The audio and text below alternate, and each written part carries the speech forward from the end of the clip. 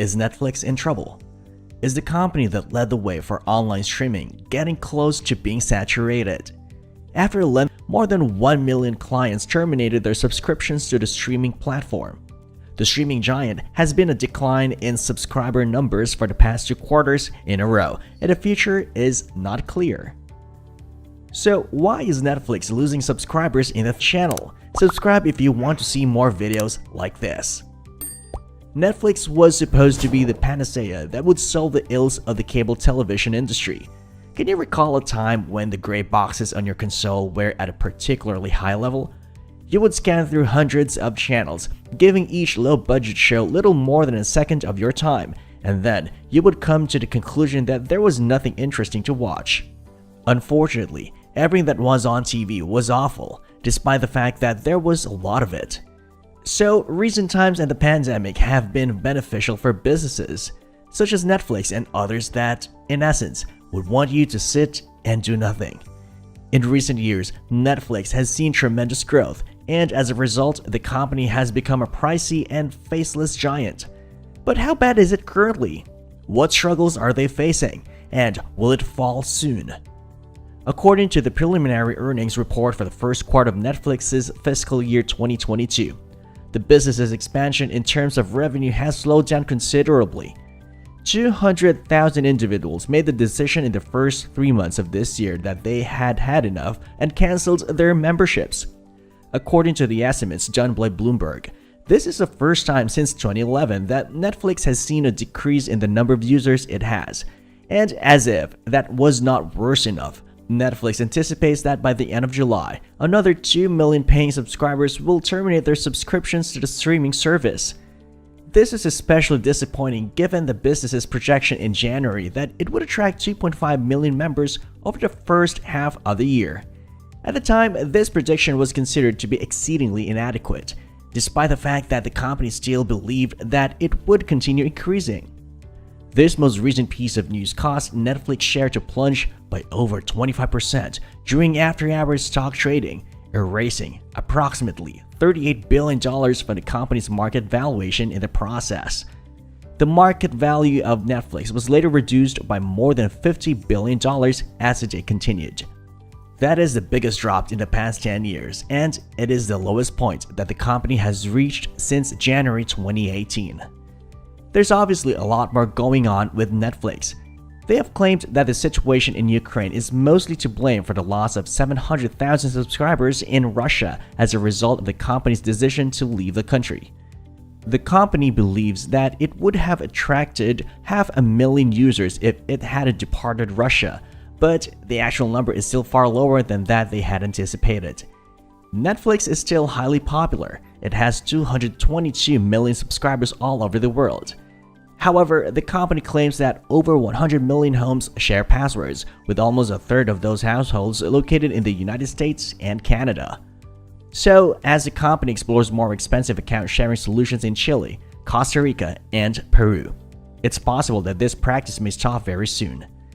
In addition, the economy after the pandemic is in jeopardy and in a state of collapse owing to 2 factors: the movement of inhabitants and the rise in cost of virtually all goods and services. But possibly, we ought to have been more prepared for this situation. The film and television website Screen Crush published a bizarre and humorous list of flops that had become hits around the world before Netflix announced its earnings. Examples of this includes Blitz, a vehicle starring Jason Statham that was released in 2011 and is currently the most watched film on Netflix in Italy, and Men in Black International, the version of the picture that starred Will Smith and topped the charts in the Middle East. However, despite the fact that all of this is preposterous, it brings up another issue, which is that despite spending over $13 billion on original content in the previous year, Netflix does not appear to be gaining much attention. It's true that there have been popular shows like Squid Game and Love is Blind, but there have also been awful and pointless shows like Is It Cake?, which is a game show in which participants had to determine whether or not certain items are actual cakes or imitations. But what about the issue of prices? Do they have anything to do with this? Netflix has been steadily increasing the cost of its monthly subscriptions worldwide. Actually, certain users in the United Kingdom are now required to pay around one-third more for the same level of service than they did roughly 2 years ago. But still, the company claims that it is satisfied with the results and cites the fact that the hikes remain notably revenue positive. Furthermore, the company states that it continues to feel that it has among the greatest retention in the industry. However, according to Reed Hastings, the company's chairman and co-founder, is investigating the possibility of a modest price cut in the form of an ad-supported tier. Netflix may be able to expand its customer base into houses and regions that were previously priced out of the market by offering more affordable membership plans that are funded by advertising. But is that the only problem they have? In the early 2010s, there was just no way that Netflix could have come out on the bottom. They generated original content, had 25 million members, and held a dominant position in the market for streaming services. Each and every show they produced was outstanding, but in the time since then, something has taken place. At first, the programming was of a quality that was noticeably higher than it is now. It should come as no surprise that Stranger Things presently holds 3 of the top 4 spots in Netflix's lineup of original programs. And by the way, a considerable number of Netflix's original programs were cancelled, including The Office, American Horror Story, and most recently, Daredevil. However, the most atrocious step that Netflix has taken is overcharging its users while also offering a product that is of lower quality. Over the course of the last several years, Netflix has increased its prices on 3 separate occasions. They only a few short months ago implemented the greatest price hike they had ever imposed, which was an increase of 18% for their most popular plan. And truth be told, it is never a positive sign for a company's future when they begin to lose customers while simultaneously boosting their rates. Nevertheless, some individuals believe Netflix has become too woke and as a result has lost touch with its customer base. Although we appreciate that Netflix offers programs that appeal to viewers on both ends of the political spectrum, and company's internal strife has reportedly gotten to the point where its CEO has advised staff members to resign if they experience emotional distress as a result of watching any of its shows.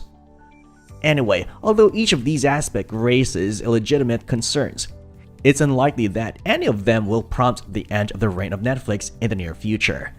It was the first widely used streaming platform for movies and television series, and for a long time, it was the sole industry giant.